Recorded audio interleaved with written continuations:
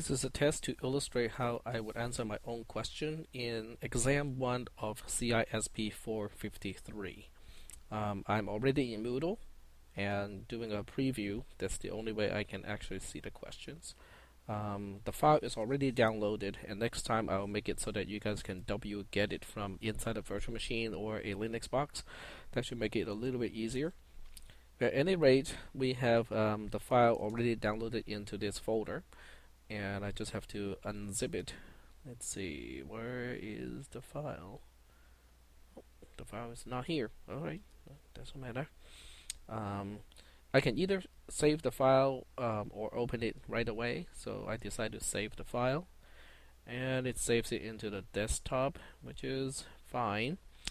I just have to copy it from the command line, or I can tar directly from the XCVF from my desktop. It's called exam1 or not. It's not there. It's not there either. Exam1 from my temp folder. Okay, so there we go. And we have test question 1 and question 2. So I'll go ahead and start with question 1. Oh, exam 1 and then Q1. There we go. That's question 1 right there.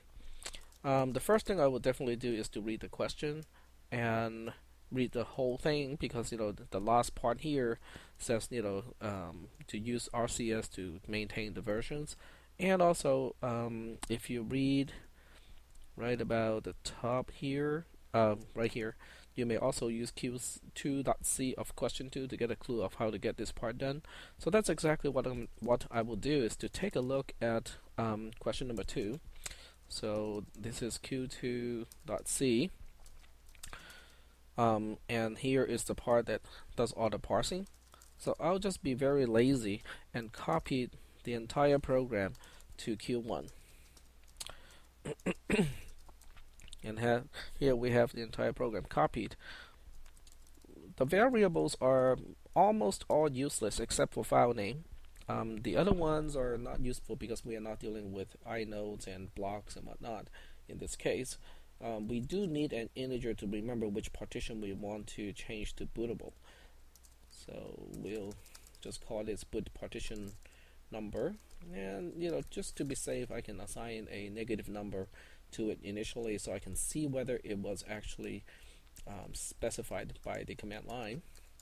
And I can reuse the same scanf statement here, except to change the variable to be initialized to a boot partition number. And then after this, everything else I don't need from the original code. I still need to remember the file name, so I'm going to keep that part here. The error checking part obviously also has to change because we don't have data block. Instead, we have the boot partition number, and the error message should reflect that. Okay, so I will just change the error message to say need to specify a partition number using the -bx option, just like that. And then from here we also have to make some changes, and this is the shell or the skeleton of the program.